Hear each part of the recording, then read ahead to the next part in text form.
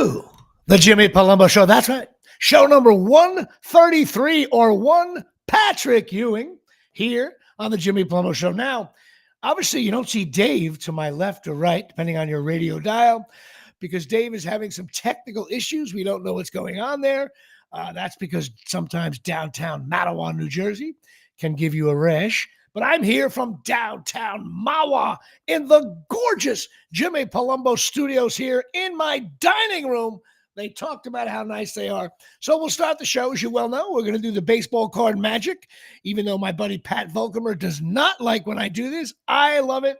I'm going to go with this guy. Now, this player right here from my 1992 card is Ken Hill. Ken Hill, 14 years in the bigs. He played from 88 to 2001. He was a big right-hander. He was a pitcher, obviously. Record of 117 and 109 here, Shay, with a 4.06 ERA, which is that's lousy in any era. He started 315 games. He's a UMass from Massachusetts area. And he played with St. Louis, Montreal, Cleveland, Texas, Angels, White Sox, and Tampa. But he did pitch for 14 years. He won 16 games 3 times, so that's not bad at all. His best year was in 94, where he was 16-5 with a 3.32 ERA. Made the playoffs a bunch of times. He actually pitched against the Yankees for the Rangers in 96. The Yankees beat him up for like 3 or 4 runs early. He was also on that Expos team that was 74-40, and then they went on strike. Same Buck Showalter that year. He got screwed. So who knows? The Expos might have been really good that year. When you get a chance, go on the Google and look up that 1994 Expos team, and you'll see like Hall of Famers and stuff. I got people popping on today. Michael Caprio joining us here. But we have another thing. His son, Kenny Hill, passed for 511 yards for Texas A&M and broke Johnny Manziel's record. That's the big thing there. Really quick, my weight is 110.5. Jimmy Palumbo's on fire with the weight loss. I'm not 110.5, 210.5. I just dropped 100 pounds by doing that. Still, it's a slow go. And here comes maybe Sturchio jumping in here. And my Patreon is still at 36. A big shout out again to Rich Thomas and Johnny Kelly, who are 35 and 36. And also a shout out to Ed McDermott, Ramsey boy, who I saw at church all the time. And also Michael Deege, because I'm shooting beer league with him soon enough. Look at that now. Welcome, Rutgers. Look at that. I got all kinds of graphics going on here, Shay. Well, listen, as many of you know, my dad started a softball team in 1967 after playing semi-pro baseball and stuff when he was younger and playing for the Army in Korea with his twin brother, Hank. And I took over. My brother took over the team. Then I started a team. We had 3 teams playing for Corona softball. And then they all merged into one. My dad's team finally retired. They were in their 60s. And I took over I played and managed for over 35 years. And those of you know that I did bat 706 one year. And of course, we did put that in a movie, God Bless America.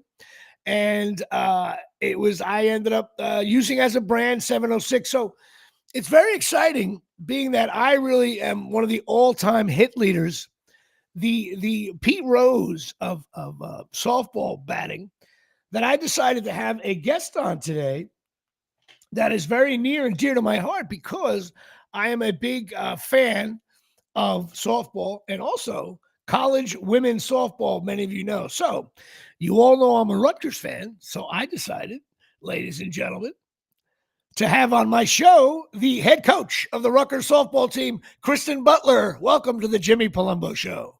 Well, I'm excited to be here, and I'm excited at the fact that you compared yourself to Johnny Bench. That's it. Listen, I'll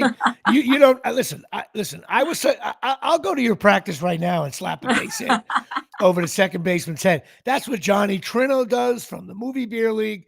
I'll just, I don't care if she throws 80 miles an hour. I'll just slap a base hit. And then I'll take first, and I need a runner, though, because I never get to second base anymore. Got it. Now, listen, you took over for the Scarlet McKnights. about 4 or 5 years ago. I know you got all pandemic and COVID in there. So listen, you are a Florida Gator, which my nephew went there, and I don't care, even though you bleed scarlet red now, you're really deep down inside, you're nothing but a Gator, which is why I'm wearing the Molly Hatchet shirt for those of you There you still at go. home. You took over the Rutgers softball, and I know the Rutgers softball definitely was in a little bit of a downturn. You know, the Big Ten was probably a big bite to chew there. What was it like taking over? I mean, obviously you played at Florida, you were SEC Player of the Year. What was it like getting up here to the great state of New Jersey and taking over a program that, you know, the cupboard was kind of bare, if you want to admit it? Yeah. Well, it's been a journey, I'll tell you that. You know, talking about the great state of New Jersey, you know, definitely coming from Florida, that's been a transition to say the least. But as a family, and we've truly enjoyed it. But no, it's been tough. I mean, we've been recruiting. I mean, I think that's the biggest thing as a coach. You're on the recruiting trail all the time, on the phone all the time, trying to just Sure. get the best players you can to come What to this great university. how fertile? I know in football and basketball, the recruiting grounds are pretty fertile here in New Jersey. But how are they for softball? Is it you got to go outside the box a little bit, or is it? Are there there's some pretty good talent here in New Jersey. I know you can't bash the talent in New Jersey, but I know you probably got to recruit from all over the country, as all Big Ten schools do. Yeah, absolutely. I mean, the probably the best player in the country right now is from the state of New Jersey. And so, you know, there's some talent here, but I think what's great about softball, it obviously is an outdoor sport. So you're able to recruit from all parts of the country because obviously other parts of the country are able to play it year round. And so Correct. depending on the talent we need that year, depending on the position that we need, yeah, I mean, we obviously are trying to get the best players possible. And I always say, you know, it's not just New Jersey kids, it's not just you know, California kids, Florida kids, it's the right fit. And I think, Right. you know, Rutgers in New Jersey is such a unique gem and a jewel that honestly I didn't know much about till I got the job. And so it's pretty impressive when you get on campus. It's very impressive, and I think we just want to find the right fit that's going to be able to, like you said, compete in the Big Ten.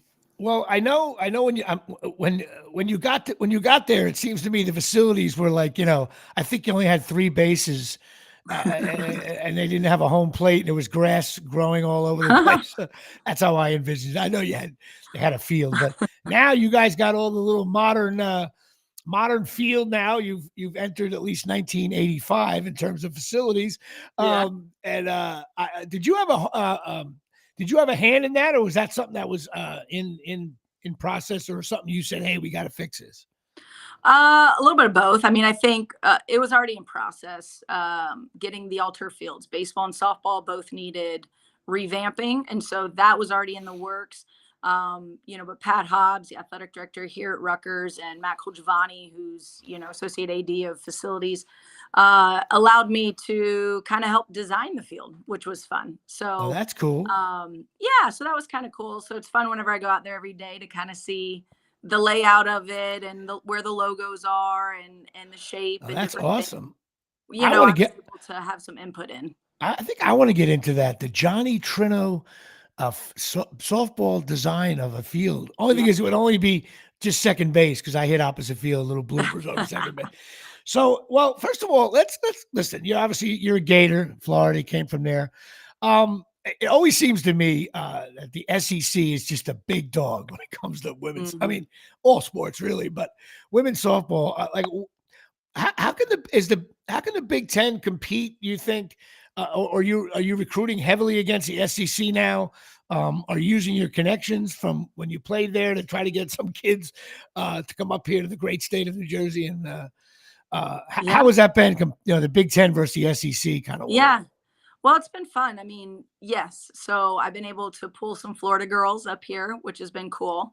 And it's tough. I mean, SEC in general, doesn't matter what sport it is, Yeah, right? The SEC is top. But I think across the board, in terms of all sports, Big Ten and SEC are battling, right? The right. SEC, I think the pro and the con, right? The SEC only sponsors maybe 16 to 18 sports, right? Where the Big Ten and Rutgers we sponsor like 23, 24 varsity sports. So the money obviously goes to more, right? Where the SEC, they can basically pile in a little bit more since they have Right. less sports.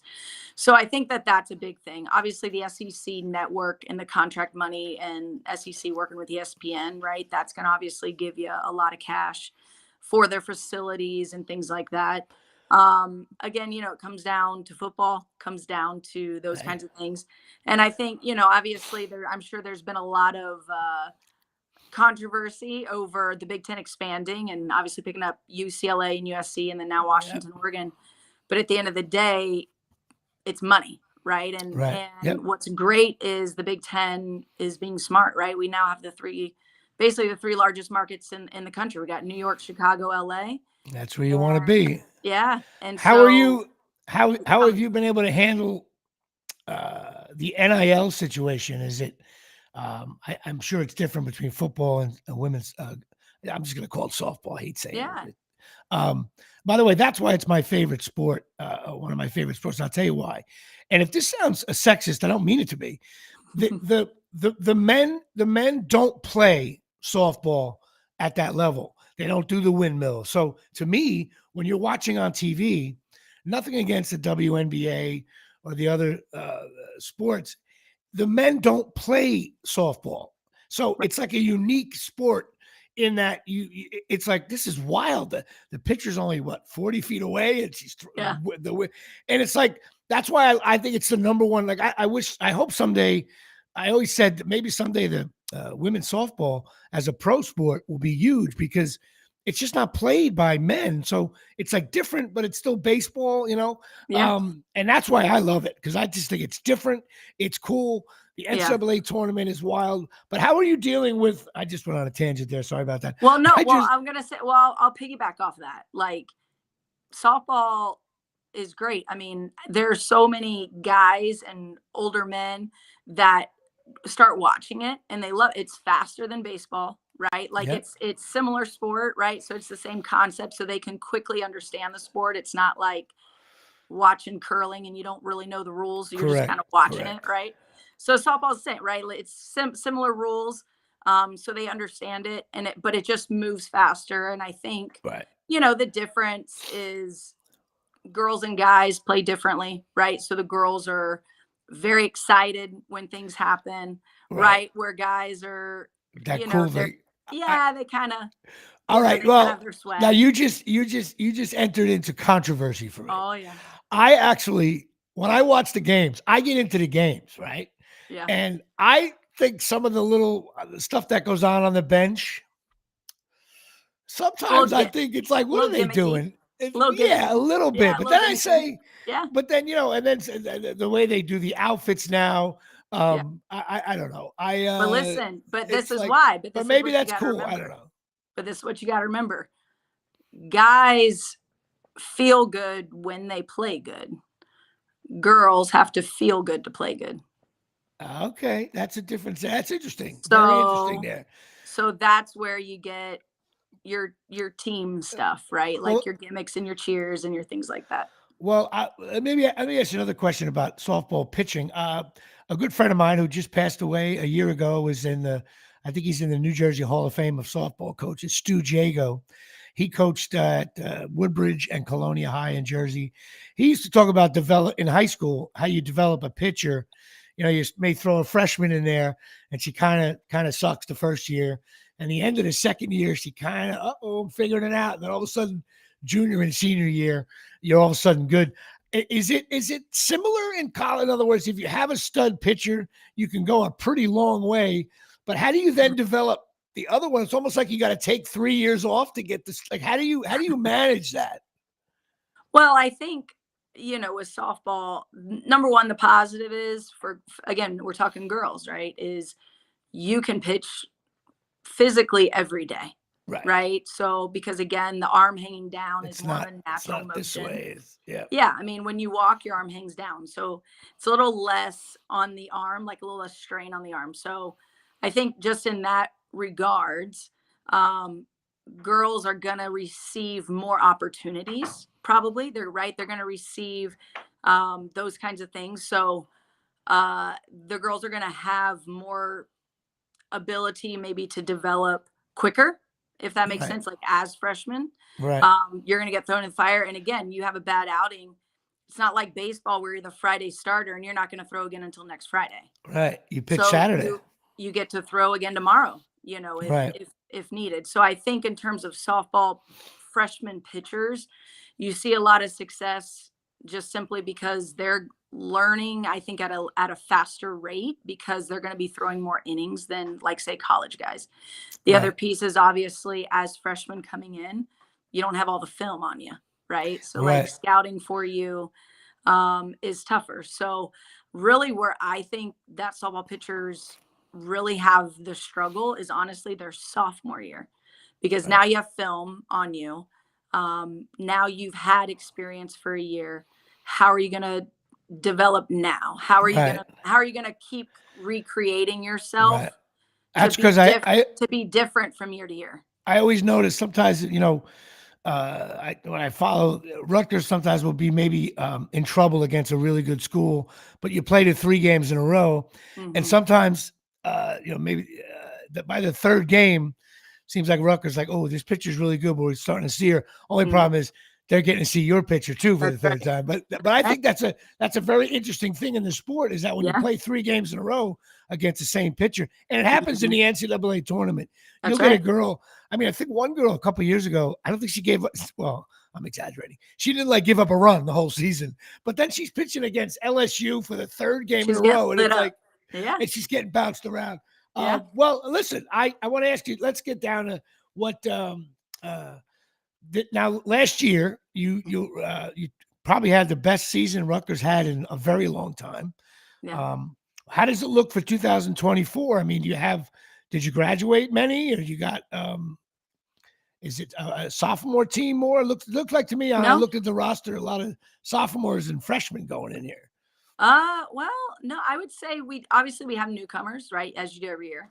But I would say 90% of our starters are returned, right? So Right. coming off of that great year, our entire infield is returning.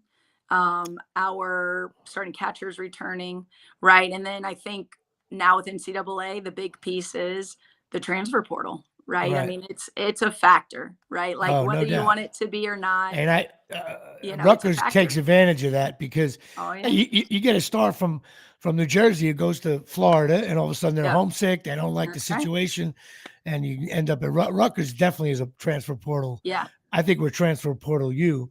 yeah, But now you were a catcher at Florida. How are you? Are you? Is that help? In other words, I would think we should be like catcher you a little bit now. Get yeah. some high. Are you working a lot with the catchers? Is that your thing or? Yeah. Um, So I do, I would say this, like if we're talking football terms, right? Obviously, I'm the head coach and I kind of have like a defensive coordinator, right? I got right, a pitching coordinator, I got, right, right, different things. So, yeah, I mean, I directly work with the hitters and the catchers, right, right? And then I would say kind of the other stuff, obviously, so I have 3 full-time assistants. And so they, obviously assist with the hitting and assist with stuff, but yeah, I mean, I oversee all of it. But yeah, but my other coaches will specialize in something. and the NIL money, which I touched on before, but I forgot to bring back up. The how are we doing with NIL money? You get the players getting a We're few working dollars on here it. and there. Yeah, we're Yeah, working on it. I mean, it's wild, man. It's like the Wild West out it's there crazy. nowadays. I mean, it's insane. And so it's, for softball, I would say it's a trickle effect, right? Like it's gradually getting to softball. I would say your top softball schools, some of the SEC schools, Oklahoma, who's a perennial national champion ship team. I mean, yeah, those guys they're getting some money in terms of a team where every player gets something. And so again, we're working on it, right? As Rutgers, that's something that we're working on. But I think, yeah, I mean, some of our players have individual deals, have individual things that they're receiving. So it's neat. It's interesting to try to navigate that now, especially through the recruiting process. One of my fine listeners, Sam Grasso, is asking, Is your biggest recruiting ties with club softball or high school teams or both? Mainly the club teams, right? Mainly the club teams, because again, I think people forget, I mean, their high school season is our high school season. So it's hard for us to get out, I didn't even think of that. Of during course. season. And I would say too, the other thing to remember about baseball, softball is we play the most games of any sport in NCAA. Right. We play 56 It's games in a span nuts. of 3-4 months. So even, like again, you think of football, like how obviously physical it is, but they're only playing one game a week. So a lot of those even assistant coaches are able to get out to go see a high school kid out of practice on a Tuesday or Wednesday. But the only way for us to get in all of our games is we're always playing on Tuesdays and Wednesdays and Thursdays. So Right. it's tough for us to get out to high school games. I would say in the state of New Jersey, we'll get out maybe in June to like the high school championships and kind of postseason, because high school in Jersey obviously goes into June. But so it's going to mainly be the club teams. And again, even and the thing with club is, hey, that's actually seeing them compete at the highest level, right? Like we want to be able to see those kids compete against the other kids that are going to Florida, that are going to Alabama, that are going to Texas. We need to see you compete against those kids. How much do you utilize video streaming tapes coming in, or is that something you utilize pretty heavy from Yeah, I players? mean, we'll take a look at it. Yeah, so we always look at everything that comes in. I have, again, my coaches kind of filter through all that, and then they forward on to me stuff that they think, is worth me looking at. So you're the closer, huh? You come in, I'm lower the boom. Yeah, yeah. That's great. So you got this year coming in. What I guess it should be, if you got returning players, Mhm. you guys should be a little bit more competitive. Yep. Try to move up the food chain a little bit. Big Ten schedule. How do you think? What are your thoughts on this year? What Yeah, no, I mean, I'm excited. We're excited for the team return, and I think, again, we're returning our entire infield, which is obviously that's 5 of your hitters, right? And our third baseman was the best third baseman in the country last year. She was Gold Glove for college softball. Our That was Peyton, shortstop, right? Peyton Peyton. Lynn Cavage, yeah. Yeah. And so we're returning everybody in terms of that, and then we added 5 transfers, which is huge. Two pitch, a catcher, an outfielder, and an infielder. A Will lot of you lefty will sticks. your starting pitcher be from the portal, you think, or no? Uh, Oh, you don't know because they got to yeah, compete again. 3. Well, we have 4 pitchers, and 3 of the 4 are from the portal. So yeah, There you go. God bless the portal. I love, what's great yeah, about, one of the things I love when you watch on TV, a third baseman, when they catch the ball and it look, because the bases feel like they're 4 feet long. yeah. And all of a sudden you think, this girl's going to beat this out. And then the third baseman throws a rocket to first base. Gasses it over there. That to me is so much cooler than baseball. I love that. Yeah. Especially There's more like it's a, time. Yeah, you got more time in baseball. And again, I mean, I love watching baseball. I'm a huge baseball fan. I'm a Braves fan. But yeah, I mean, just, softball, what makes it great, I think, is how fast, you have to be able to make your decisions much quicker, right? The decision loop, the right. reaction time has to be faster, right? Yep. And so I think that's what kind of makes it cool. And then and like you said at the beginning, the different component compared to a female sport to a male sport, right? And the similarities and the differences. I think that's what makes it fun. Now you do all. This is a dumb question for just the fat bastards like me sitting at home. do all the women coaches, they all coach third base, or is that just something? Do they all do that? No. It depends. I mean, it's coach to coach. Are you always at third base? Are you always on the field? I would say majority of the time I'm at third, but not every day, not all the time. Depends on what the team needs. I mean, I'm the offensive coach for our team. So because I'm the offensive coach, I coach third. There's a lot of the female coaches, or just all the coaches in general. It kind of just depends. Some people want their offensive coach in the dugout. Okay. Some people want their offensive coaches at third. It kind of just depends on what the coach's preference are. Right. Because I didn't realize that, I was able to go. I think I told you when we talked off air for a little bit. I was able to go to a Michigan UCLA game out, and when I lived in LA, and the final score was like 10-9. All 19 runs came from home runs. So I was like, That's this is wild. awesome. And Yeah. I couldn't believe what goes on in between the innings, which you don't see, the way they do the Yep. around the horns. And it was so lightning fast. Bang, bang, bang, bang, bang. Yeah. You guys, I mean, I've yet to catch a game. I'm going to try to get to a game this year. You guys have a similar thing where it's Oh yeah. That's something that I think that should be like, they got to do commercials, but it's really something Part to of it. see the way the ball Yeah. comes in. It's cool.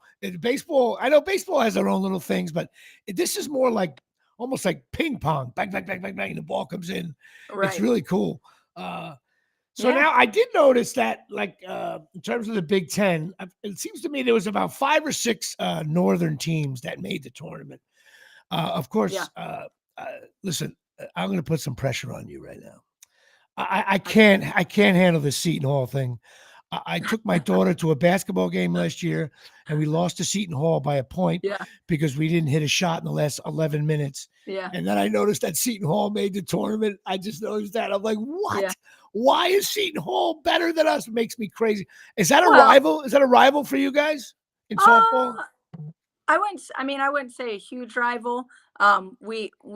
Fortunately we did play them last year, and then we'll typically play them in the fall or in a midweek game. But I think still it's softball, right? So it's probably more conference based, right? Is our rivals.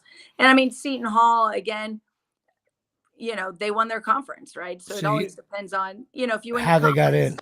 in. Yeah, that's how you get in. Well, you're not from New Jersey, so I'm just telling you, you got to beat Seton Hall when you play them. How about All that? right. And Deal. then you could do a little shout out to the Jimmy Palumbo. Say I did that All for right. Jimmy Palumbo. All Now, so Nebraska, Minnesota, Indiana, and Northwestern. Those are the big dogs. Yep. I noticed you guys played them in a couple games. You had a little trouble, but a couple games you guys played them pretty tight. That must have been exciting. Yeah. Well, it was huge. I think our last home series was against Northwestern, who was ranked 6th at the time in the country, and we got one of 3 from them, and competed in the other 2 games. Ohio State is always, I mean, I don't know why, but for softball at least, we get hype when we play Ohio State. Couldn't tell you why. For whatever reason, the girls That's cool. Well, get pumped. Buckeyes, So, big dogs. Yeah, that's so really, Ohio really State's cool. Ohio State's always a fun one, I would say, for us in softball. But yeah, I mean, Northwestern, I mean, those coaches have been there, I think like 20 years. The Drohan sisters. Oh, we got a visitor. How you doing? That's my partner, Dave Sturchio. Yeah, well, you interrupted her. You should have let her talk. No, she was still going. But yeah, so it's I would say, you got great coaches. I mean, those are Hall of Famers that are in our conference coaching right now currently. And I mean, you got Rhonda Revelle at Nebraska, which they just picked up this summer with the transfer portal. They just picked up the best pitcher in the country. She just won 2 national championships at Oklahoma. And so Nebraska just got her this summer. All right. So they're going to be tough. But Rhonda Revelle, I mean, Hall of Fame coach. It's tough. It's tough. I get you. Listen, Rutgers football has trouble against that too. You get these big time coaches. So when does your season start now? Is it like February? When is it? When's opening day? Yeah, opening day is second weekend of February. So it's usually around that 8th or 9th of February that we're playing. Then we go all the way through May, and then based on postseason, based on how you do, is whether you're going into June or not. So I got one more crazy fan wants to know, how fast is the average softball pitch for, like, say, a Rutgers Scarlet Knight or the rest of the league? How fast is it coming in? I mean, I would say on average, every team probably has at least one kid, if not more, throwing about 65. Which from 40 feet away. From 40, so you calculate that you're looking into the 90s reaction time for baseball. Yeah. If you're touching 68 to 70, you're talking 100-mile-an-hour plus for Well, Major League Baseball. That's why I was going to show up at the early practices, but I thought it would be demoralizing if some 19-year-old girl's throwing 70 and the casualness I slap a base hit over the second baseman's head. I can't do that to the kid. But she doesn't realize, I'm the all-time hit leader, and that's intimidating. And if I pull one, I know you got Peyton at third base. She better be on her toes because when I decide to pull it. That's right. So, have you ever seen the movie Beer League? I'm sure you haven't. Maybe your husband has. Have. Yes, I have. Are you a fan of Artie Lang? Maybe you know him from the Stern Show. I don't know. But So, all right. Well, listen. It's awesome. Is there any? What's your handle on Instagram? Is there a I should probably know that. I think it's Coach Butler. Coach Kristen at Coach Kristen, Coach Butler. Okay. But I would say follow the Rutgers softball Instagram. It's a good one. The girls on the team always do a takeover, so they're always showing practice. Okay. They're always showing whatever our newest trends are right now. I'll have to post some clips of Johnny Trino just slapping a base hit over the. Oh my! How not to hit? How are you enjoying living in Somerset, New Jersey? That's where my mom lives and my sister. Is it really? I enjoy it. It's not bad. It's not bad. Like I said, definitely different. A lot busier than the South. So let's just say I got to get going. A lot of honking. I don't understand the honking in New Jersey. Well, listen, I mean, the light turned green for literally, it didn't even turn green yet. And somebody we got places to go. Listen. Like they're ticked. You should have anticipated it was going to turn green and you should have been rolling. That's it. Listen, you played sports. You don't wait for that. You anticipate fastball and you go. Gosh. I'm sure you sit in traffic on Easton Avenue many times, as my sister has. Do you go to the football games at all, or do you get a chance to do that? Or no, we go a lot. We obviously with our recruits, but especially with Shiano in there, right? So I think what it was a couple years ago when he got the job, the first day that it was announced he got the job, I think like 90% of the season tickets sold out, right? Everybody's pumped. He's a Jersey boy, and he's been good to softball. He's always shoot me texts, and so I've always said the football team sometimes struggles a little bit, but I always so do the other sports, and I think Rutgers got better in all the other sports, and I think that helps recruiting. If you guys can somehow win the Big Ten and make some noise, that helps the football recruiting. It helps the soccer team. It helps the field hockey, who I think is ranked in the top 5. It all helps. But, of course, it trickles down from football, as you know, being from the SEC. Well, listen, I wish you the best of luck this season. I love that you were on my show. I'm a big fan of softball. I will be I'm going to show up at a practice or a game just to bust your chops. And I'm not going to maybe I'll coach third. I'll do some signals at third base over there. Well, I'm going to challenge you. I'm going to see if you can hit. We got 2 kids that throw 65 plus. So I'm going to challenge you. I want you to come on out. But are you going to be able to handle the fallout from that? I mean, just because it'll be. I'll come up there. I got a little bit of a gut. I'll be real casual. My bat's going to be old with the old tape. Now Dave here is going to be in the new Beer League series that we're working on. He's Dave Destruction. Now, you know he's going to strike out on 3 pitches, Dave. You have no chance. Listen, y'all got to come practice. Y'all got to. I just pulled a muscle just thinking about it. I just thought about the idea of somebody whipping it in 65 miles per hour and me just losing every rib cage. Listen, I don't mind a 65. What I'm more fearful of, what if the pitcher's a little wild? I don't think I need a little chin music going on. Hey, listen, I was also throw some rise balls at your head, probably. Yeah, I can't have that. You also have to have Kristen keep in mind that we're also on the recruitment tour for Beer League, the series. So if there's anybody has any kind of acting presence and they talk a big game. Somebody. All right, I got a couple girls in mind for him. Yeah, you got to have them contact me soon. We talked about it yesterday. All right. We just got a list of 4 or 5 people, but they all say they familiar with softball. And I'm like, nah, they got to be able to. We're going to need you to catch and throw for sure. Yeah, you mentioned that one person's name, so make sure she reaches out and I will. Have her just get in touch with me, and I'll even talk to her if she's not interested. That's cool too. I will. I got to ask you one question before I get off. So this is a Jersey question. All right. So all my girls that are from Jersey on the team. Taylor Ham. What is it? It's Taylor ham. Okay, but why? Why is it Taylor ham, not pork Because Taylor is the brand of pork roll. So there's a guy named Joe Taylor had his own brand in the burlap sack. So it was Taylor ham. And the pork roll is like the generic. If like Dave opened up a pork roll company, it would be called, so it's that. But yeah, now you got to remember, see, Taylor ham wiggles through. Now, you probably hate Taylor ham. It's probably too salty. It's okay. It's okay. It's almost like spam for some people. Day old bologna or something. See that? That's perfect. Tell me you don't like a nice Taylor ham. Have you ever had a nice Taylor ham, egg, and cheese sandwich where the yolk? I think I have. The yolk comes down over the Taylor ham just right. Jimmy, I didn't eat lunch. I didn't eat lunch yet, man. Can we not do this right now? You're from Florida, so you probably put ketchup on your eggs and all that stuff. Listen, no, but do you eat boiled peanuts? Yeah, I've had them. They're all right. What's a boiled peanut? They boil them. Boiled peanut. Yeah, it's like you take like the peanut when it's green and you boil them, and then it makes them soft, and then you can flavor them however you want. See, but that's usually interesting. But that's usually one people don't like. What part of Florida are you from? From Orlando area. Okay. Yeah. I got some friends in Jacksonville. She sounds very similar to my folks in Jacksonville. She's a Gator. All right. Well, look, I got now. You know what? You mentioned pork roll and Taylor ham, and the text here blows up. But listen, wait, and why is it called "I'm going down the shore" and not "I'm just going to the beach"?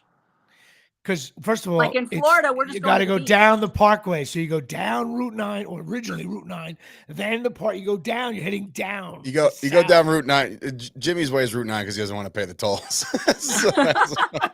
Hey, one year I was broke. I took Route 35 home. It's another story for another time. Oh my! But yeah, we go down the shore. We don't call. Everybody else calls it the beach. We go. Like you go to the beach. Some people say beach, but it's mostly going down the shore. Because it's also not like the entire state of New Jersey. We don't have beach everywhere. So it's just like for Florida, it's like there's beaches everywhere. So like, I'm going to the beach. For Jersey, you got to go down the shore to go to the beach. Listen, New Jersey has the nicest beaches in the world. Only problem is it's only open. It is. It's only open for 12 weeks. You have to pay to go to them. Why do you have to pay? Oh, because they're so good. Because the government that you got to get a few dollars. It's like NIL money. See, even our shore towns have NIL money. Get out of there. You can't. The only problem is you have to have a pass. It's horrible. First of all, time out. There's a couple of we're gonna hang on, Kristen. You're gonna get your balls busted here now. Listen to me. When you go to these other places around the country, I didn't mean to say it that way, but yeah, I was gonna say, Jimmy, Jesus but Christ. she knows. She's a coach, please. Right. So I lived in LA. Everyone's like, oh, LA year round. Let me tell you something. Most of the time it was cold at the beach. You can't go in the water. Yeah, you can't go in the water. No, even like North Carolina, and everybody's like, oh, year round North Carolina. No, you can't. It's freezing at the beach. What are you talking about? So New Jersey is like prime time from like Memorial Day to Labor Day. I think people go down the shore after Labor Day. They're creeps anyway. There's only a certain season. That's what you do. You hit it hard. Jimmy, I was just there last week. Well, weekend. Well, there you go. My point. Yeah, it's weekend warriors. We go Friday to Sunday, Friday night, Saturday night, cocktail Sunday. You hungover. You watch the NCAA tournament, and you drive home. And we heavily dislike those from New York that come down and make the traffic even worse because they're the worst. They're called Bennies. We want them all to go home. We don't want anybody to do. Well, hang on now. Some of the Bennies from Staten Island, are not that bad looking. Well, they need to stay in Staten Island. It's the armpit of this entire country. Now, let me ask you this. Let me ask you this because my partner here has an ugly hat on. Who's your favorite football team? Mine? Yeah. Go Fish. Dolphins. Having an interesting and now, hey Jimmy, funny. guess what? And next the Giants play them. Next week, That's listen, right. they're 10-point favorites over those beloved Giants of yours. But what happened to the Dolphins? Everybody thought they were going to smoke the Bills, and they didn't. All right, listen, we're gonna start getting into Dave's ugly cowboy hat. Listen, the Giants don't exist for me right now. It's all about Rutgers. They play Wisconsin. They got to win, must win. Yep. All right, Kristen Butler, Rutgers softball coach. Thank you for doing the show. I love it, and I will talk to you soon. Thanks, guys. I appreciate it. Thank you. Take care, Kristen. All right. Bye. Oh, I shut off Dave. Oh, where's Dave? Right here. Here we go. Heads up. Dave getting it. Now, Dave Sturchio. Sturchio. It's been a morning, man. Kristen Butler. That was a lot of fun for me. I'm a big fan of softball. I'm right sweetheart. about that. It's the best women's sport ever. She was cool. I wish them the best. I think they might be pretty good this year. So that ought to be fun.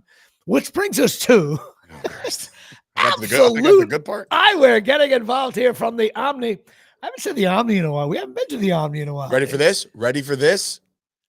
Yesterday, I was in Texas over the weekend, stayed right next to the Omni in Dallas, and I swear to Christ. Oh, you should have took a picture of it. Brett Ernst said something like that. It was talking about it, and I was like, yeah, we're at the Hyatt. He's like, oh, you're not at the Omni. And I was like, wait a minute. Like, where did you hear that? And he's like, no, that's how I say it. And I'm like, no way. You're lying. From the Omni. That's how you know. You know what? If I ever become a big star, and people are like, that's how you get into the VIP room. You got to walk in and say, getting involved here from the Omni.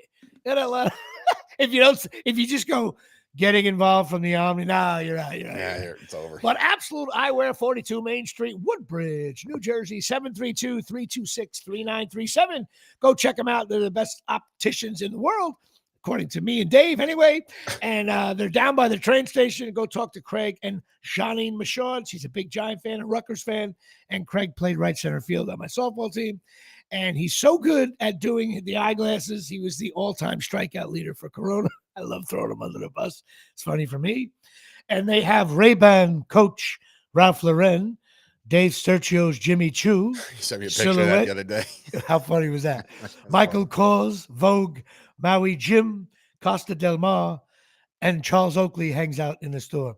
Go check it out. $100 off a complete pair. Absolute Eyewear down by the train station, Woodbridge, New Jersey. Go talk to them. And the biggest thing there, when you leave there, you don't feel like a jerk off. All right. Well, I thought Sunday night I was invited to a Knicks game.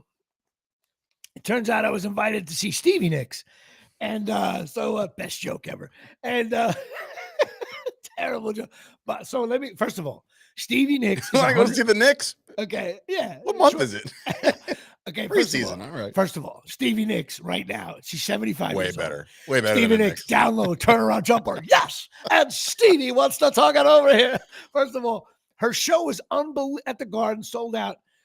She sounds awesome. She's 75. I'm 58 years old. Like my voice is gone now doing this podcast. She was awesome. Did all the hit songs, a couple of new ones that were cool. A lot of Tom Petty stuff. She talked to the crowd. She still looks good. She's still got that elegant way floating around the stage.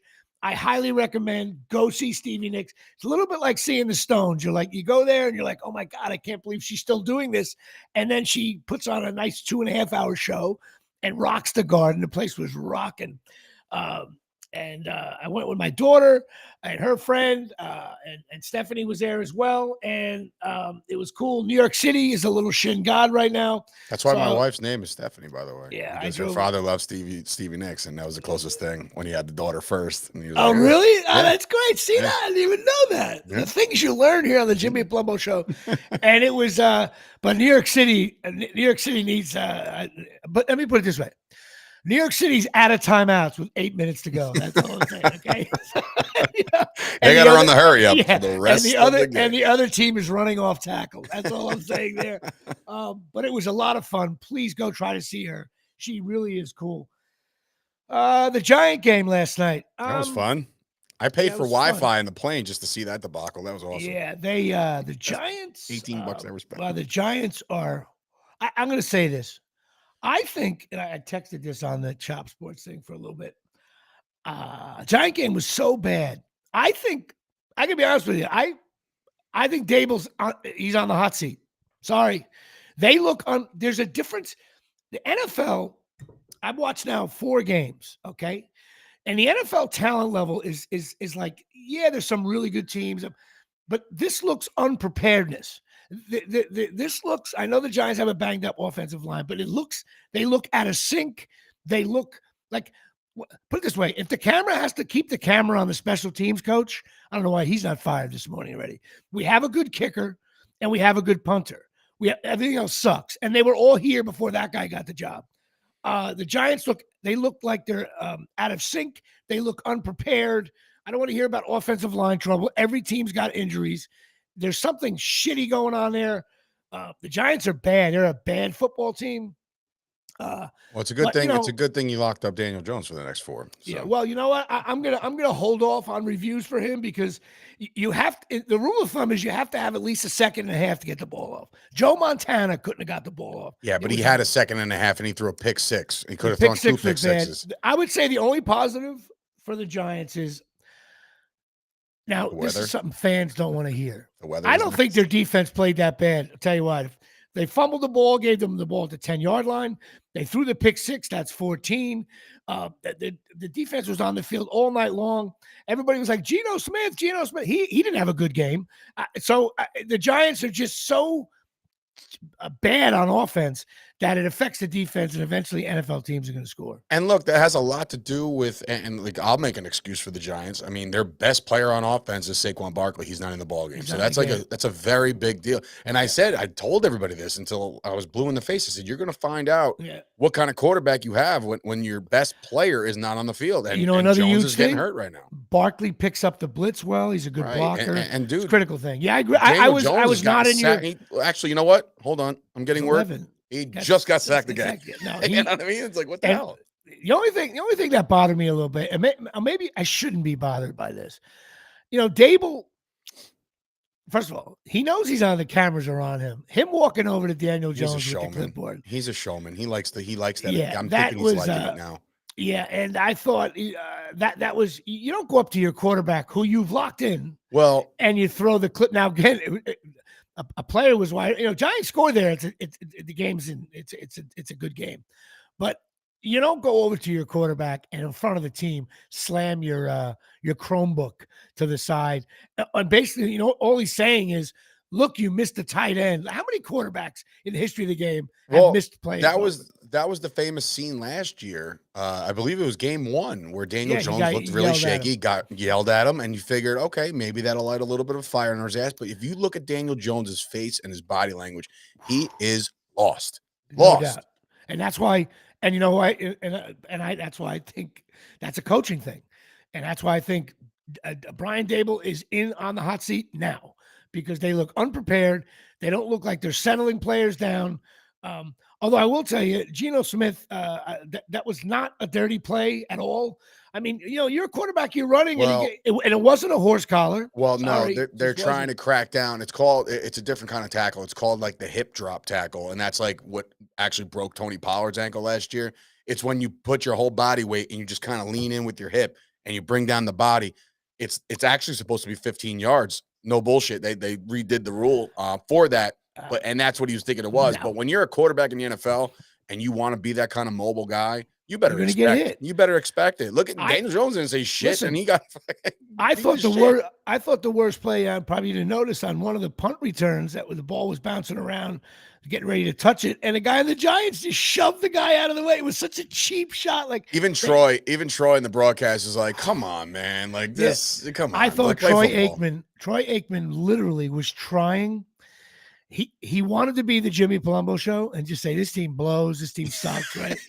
But he was saying things like, well, the Giants certainly, you could tell he didn't know what to say. He was like, the best part was like, even that's when I knew that Troy was like all in on wanting to just kill the Giants, because he was like, and Joe, they had 11 days to prepare for this one.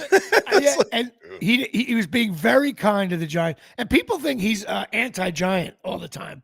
I never think it, because, again, you kids scoring at home, listen to me very clearly. No one really, go online if you want to do this. The Giants in the last, I'm going to say it, 15 years, including some of the Super Bowl years, they stink. They're not a good regular season team. I'm willing to bet, I have to get my cousin John on the line here, I don't think the Giants have been good in the regular season for 20 years. That might be fact-based. I have to check that. They stink during the regular season. Their record against the Cowboys and Eagles, the only team they do well against, I think, is the Redskins. But now the Redskins are better. That ain't happening. The Giants are a mess. I got nothing else to say. Now, your Cowboys, I'll switch gears. Listen, Cowboys rebounded after that lousy loss. And Jimmy, I'm gonna cut you off. It's Belichick's worst loss. So I'm going to cut you off here just to give you the records for the last couple: 9-7, 4-13, 6-10, 4-12, 5-11, 3-13. In 2016, they went 11-5. And then they went 6-10, 6-10, 7-9, 9-7. You're right, Jimmy. They have not played good regular season football in so long. It's why and people listen. I hate Giant Stadium, and my sister called me up last night. She was getting a rash. The way the parking thing is, the whole thing is bullshit. But the reason why people hate Giant Stadium is because when the game's over, the Giants don't have more points than the other team. That's why. If the Giants were 12-4 every year, we'd be like, no man, I just left early. I can't wait. No, when you go 6-10 for a decade, the traffic bothers you. You know what I mean? And another thing, I hope, is this the Giants' last night game? No. It gets better. So they got Miami this week, and then the following week we play Miami at night. No. After Miami on Sunday Night Football, they got a date with the Buffalo Bills, ladies and gentlemen. Now they're going to be 1-5, Jimmy. Okay, 1-5. Prepare yourself. But now I will say this. Let's see if my theory about the week-to-week NFL thing happens. I'm willing to bet in one of those games they play well. That's what I think is going to happen, because the NFL's weird that way. Sometimes, look at Cincinnati stinks. Look at Denver. Denver stinks against Arizona. Yeah. So you'd be surprised. It's great. All you gamblers out there, yeah, go ahead. Bet your kids' college money on the Giants going 1-5. Next thing you know, 6 seconds to go, Jones is at the 5. That's the thing about the NFL. It's a survivor. By the way, who's picking? I hope some people pick the Giants against Arizona in the survivor pool, because you ain't picking them for a while yet. No. I think it's good. You know what? The winner of the survivor pool is going to be like week 14. He's going to be like, oh my God, I only got the Giants left. I just have to bet the Giants here. Giants November, December. But the Cowboys handed Belichick's worst loss. The game was never in doubt. I've been saying all year long that they stink. Patriots stink. They just do. Nothing you can do about it. But no, listen, Cowboys went down, took care of business. Let me ask you, how was your trip? Trip was great. Saturday night, I got there Saturday afternoon, watched some college ball. It's crazy. The fact, first of all, my dream is to live out there and retire out there in Texas, because it's just football. And the best part about Saturday is that you can go to a game or you can go to a bar, and there's so many major schools from Texas that it's just split everywhere. Now, do you understand how non-college area we are in? Oh, dude. Oh, it's insane. It's insane. I got Texas over here, Texas Tech over here. I got SMU over here. I got this one over there. And I'm like, Texas like fumbled the ball or some shit. Texas A&M. Somebody fumbled. Good. You got to hear these guys. Like, you guys stink. Like, it was pandemonium on Saturday night for college ball. Got to see Brett stand up on Saturday night. Killed it. And then, Jerry World is another world, man. The stadium looks, again, the air conditioner known as Giant Stadium. You know what's crazy? I do the tour all the time. I know, that's a little creepy. You've done it 5 times enough. I love being on the field. I like to be on the field is a really cool experience. I got to do it with my brother and stuff. So it's part of it. So you got to go through the process. But they said that Giant Stadium and Dallas and AT&T Stadium are now in line to do semifinal matchups of the World Cup in 2026. And there's actually like a competition right now between both stadiums to get the final game. And I'm like, how in the world can MetLife Stadium get the final game of the World Cup? Like, no shot. Unless the TV, no shot. No shot. Right? And they're like, it's the worst stadium crossing ever. Our fingers. I'm like, is there really a doubt? Unless there's something besides. Also, I got a funny story. Unless there's something besides the stadium itself, a location thing.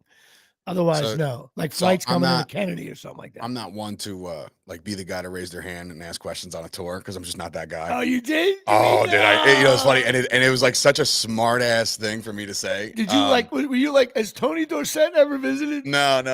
I was like, where do they pee? No, it was they were talking about the windows and retractable windows and stuff like that on both sides of the stadium. And I was like, hey, why hasn't Jerry gotten drapes yet? Because a lot of people are always complaining that like the sun's in their eyes or receivers going back for passing, there's just blaring sun in their eyes. And she just pauses and she's like, there's always one. And I was like, I know. She's like, she's like, they're grown men. It happens at 4:00 games only. This, that, and the third. I'm like, The only time they react is when somebody drops a ball because there's fucking sun in their eyes. Right. So that's why. That's so funny. Hilarious. That is very, very funny. We're gonna get some damn bait. I love you on the tour. That is you and your brother. Like, did you have a little lunchbox? I should. Basically, yeah. You know what? Next time you go, I'm getting you online like a filthy, dirty old Dallas Cowboy lunchbox for you and your brother. We had a little. There he goes with the gallon of water. Did you bring that to the tour? No, but I did realize that I haven't drank any beer or any alcohol since the September 10th game against the Giants. None. And I just decided I'm going to take a little break before I go to Texas because Texas is going to be a fucking. And your brother at the hotel wanted to talk it over, I'm sure. Yeah, he was like, there was times I was like, oh man, I really. You guys must have been shooting air biscuits in that hotel room. Yeah, it was. Well, that's good. Your kids are young yet because you going to Dallas in the middle of the fall. That tour is coming to a close. You know what's funny? This morning, the conversation. She goes, "That's it, right? Like you're not. There's no more. This like that's it for this season." I was like. Yeah, I think. I was like, but there's like a GoFundMe starting almost on Twitter that the Cowboys fans want to send me to San Francisco because the 2 games that I've been at were a total combined score of 78-3. So it's like, I'm just saying, like the fans are like, "Oh, Sturch, you got to be at every game. They dominate when you're there." And I was like, "Yeah, I know." I will say this, Jimmy, and you can attest for this because you're in Jersey and you understand the passion behind fan bases. They do not know how to handle somebody like me and my brother. We were up, even Brett. Oh, you guys must have been obnoxious there. Bro, when we were up 31-3 and they decided to run it inside the 3 or pass it inside the 3, me and Danny were losing our minds. And I'm like, we're up 28, mind you. Like, we're just beating the brakes off of Belichick. And even Brett looked up, he goes, "What is wrong with you guys?" Yeah. And the rest of the fan base around us, they're like, "What? Like, we're taking the shit out of these guys."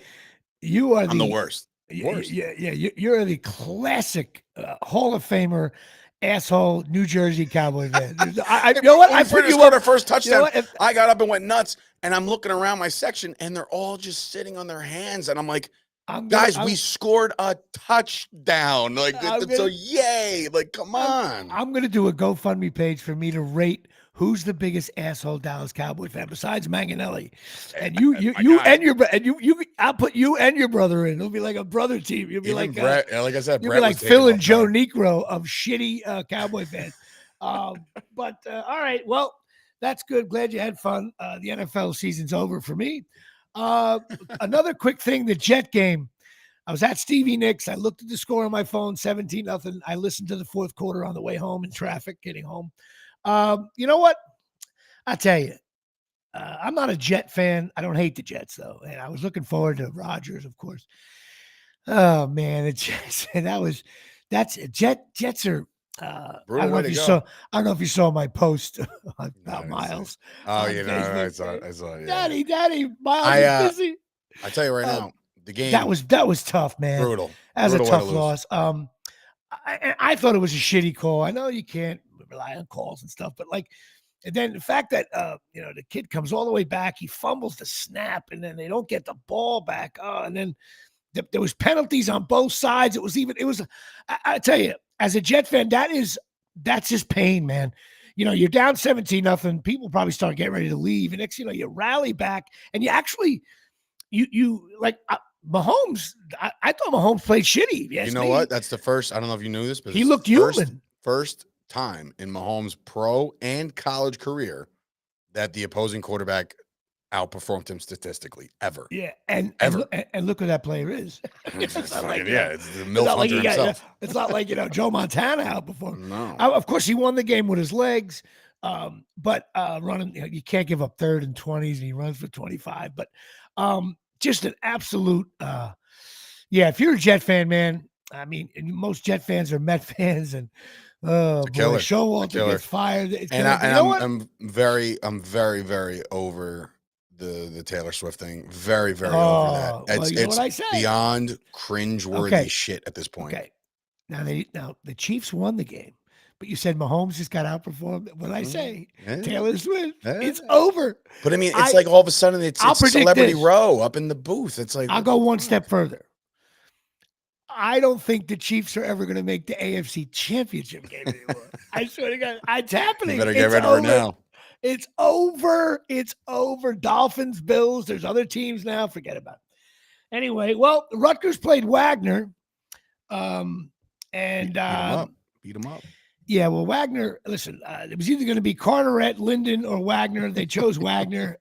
They thought it'd be a little bit easier to play. Carteret's like 6-0. So Ricciano was like, I want nothing to do with Carteret. Yeah.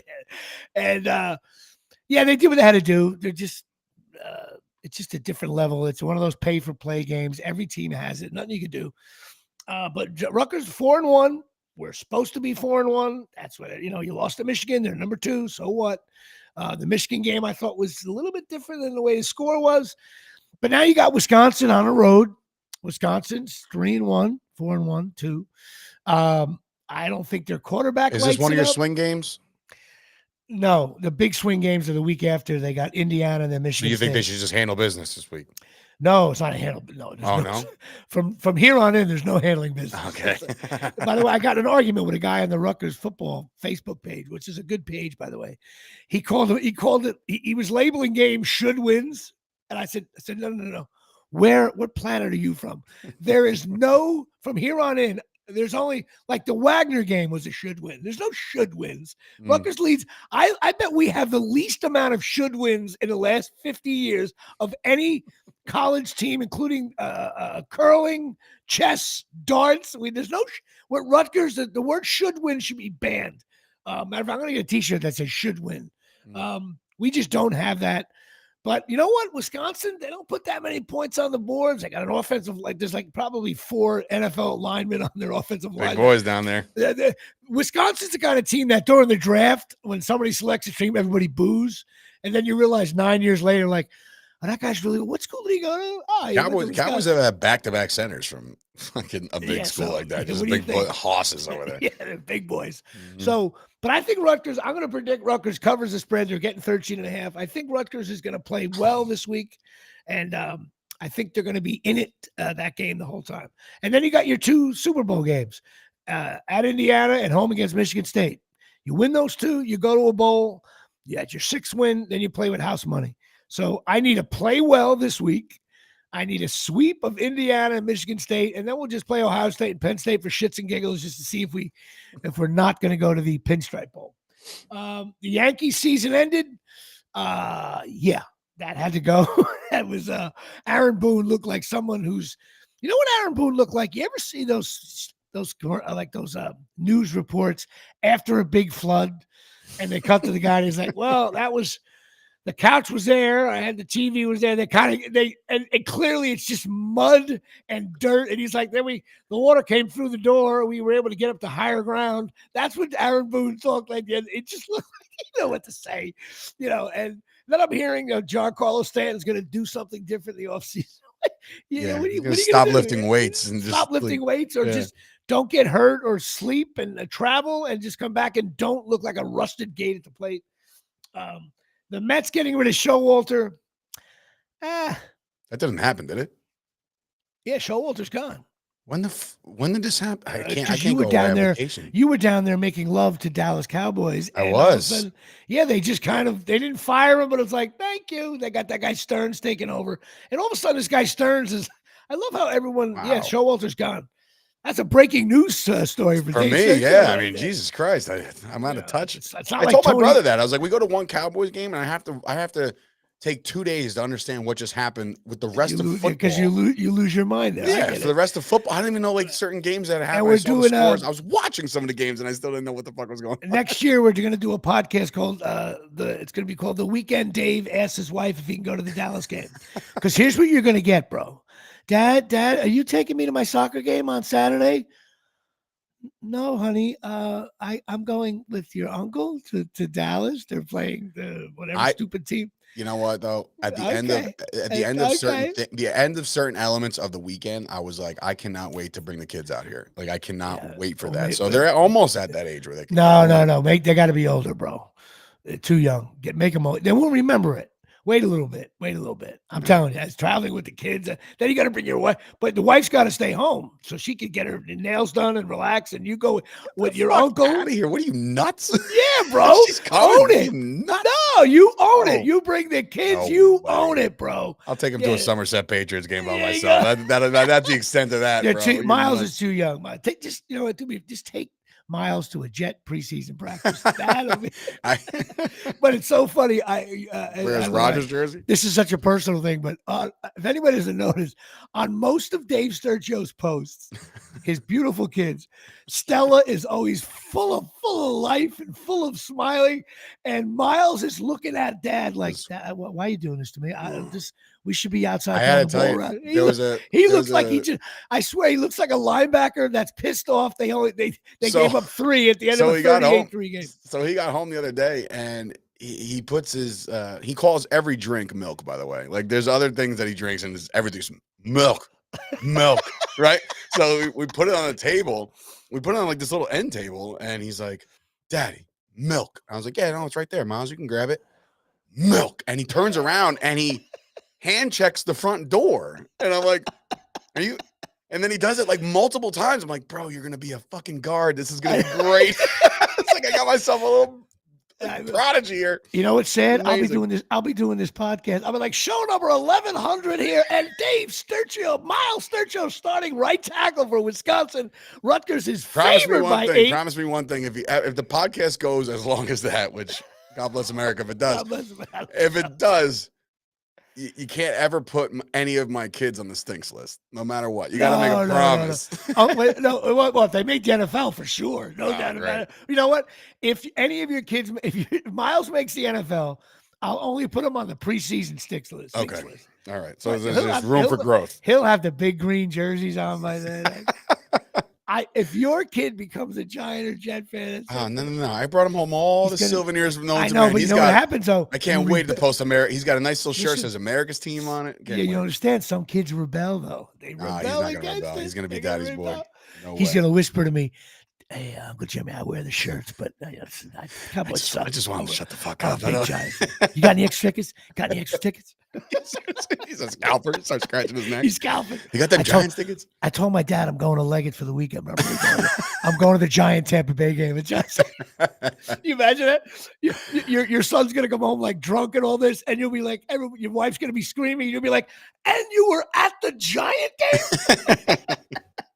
That you're getting punished for. Oh, that's so funny. Anyway, Colorado came back against USC. That's my new favorite team to hate. Listen, USC defense was Giant-esque. I thought it was more USC played terrible than it was Colorado. I'll stick to my prediction. Rutgers will be ranked higher than Colorado at season's end. They're ranked higher right now. I think they're going to do that. I just can't take this Colorado stuff. Maybe I'm a jerk. Maybe they're like the Cowboys of college football. I don't know, but it's just the arrogance and cockiness. It's just, I hate it. Well, he showed his colors, man. He can't manage a clock for shit unless he was covering the spread and being happy to be there. I had a conversation with my old man. I said, terrible. Just seems like he's happy to cover right now. Like they were down multiple scores and they're running the ball and they're killing the clock. All the broadcasters are just befuddled. They don't know what he's doing. It didn't make any sense. I said, bro, you need the ball back. And not only that, you played for an onside kick.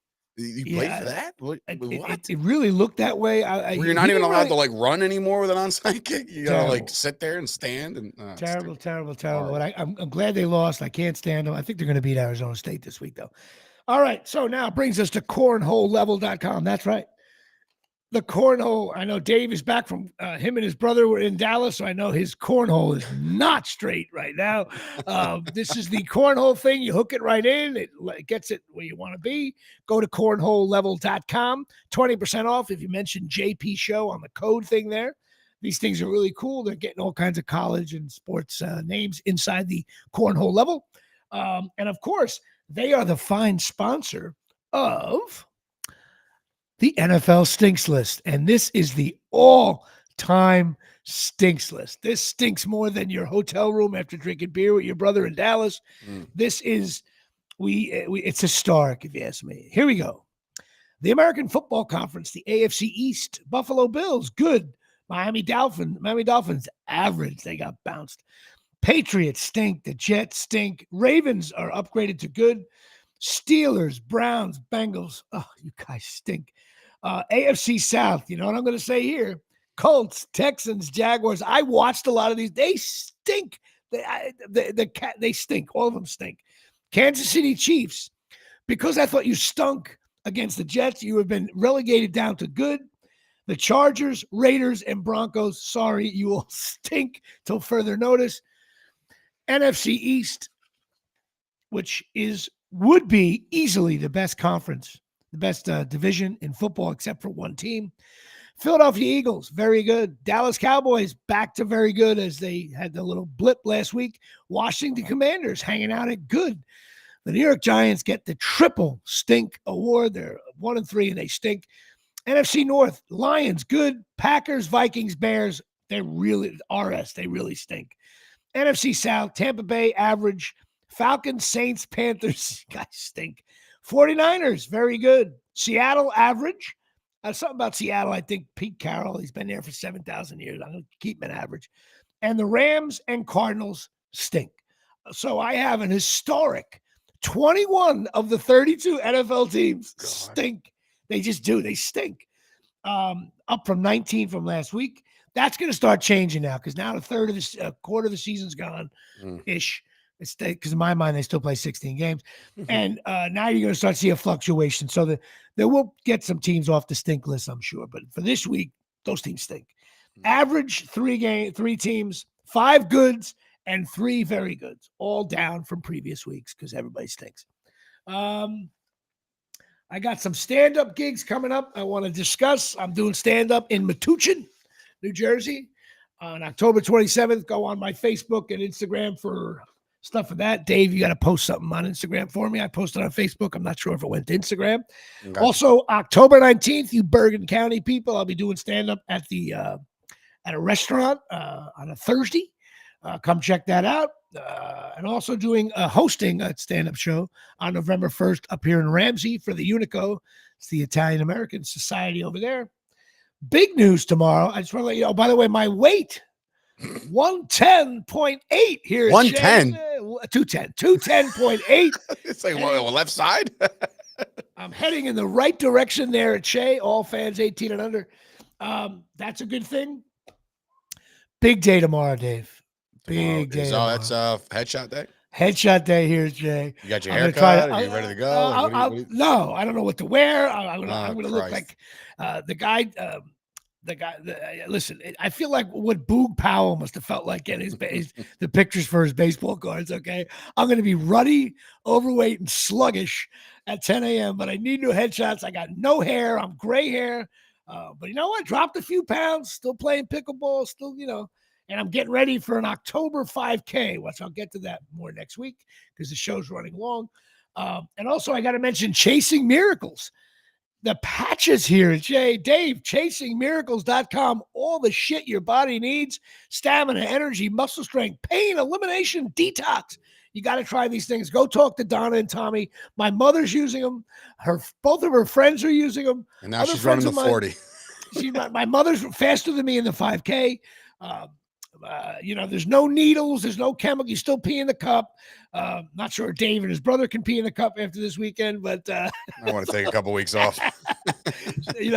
But go check these things out. They're stem cell patches. They're awesome. Chasingmiracles.com. Go talk to Donna and Tommy. They're awesome. You call them up. There's all kinds of videos you can see. This stuff is real. Please go check it out. It's very, very cool. Also, don't forget Pine Tar Bar and Grill down there at Forked River, New Jersey. Tommy Plenio, big Steeler fan. They stink. Go check it out. The best sports bar in America.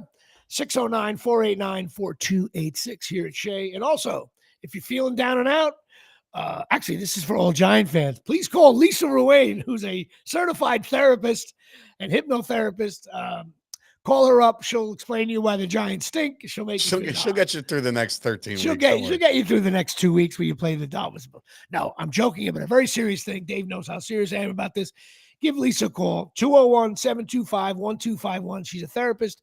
Good people. She'll help you out and figure out what you got to do and get yourself back on track, stuff like that.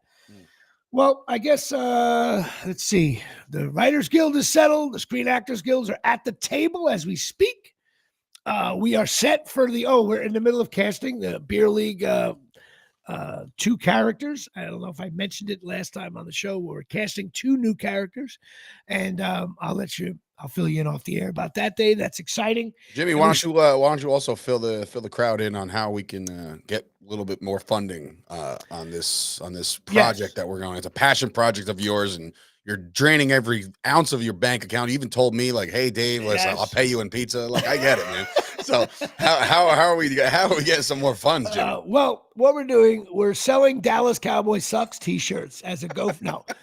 Listen, everybody, it's Jimmy Palumbo here. I just want to let you know we have an Indiegogo set up. That's INDIE gogo.com. You type in Beer League the series. We're looking to raise some additional funds for some final editing and some casting people, some stunt casting.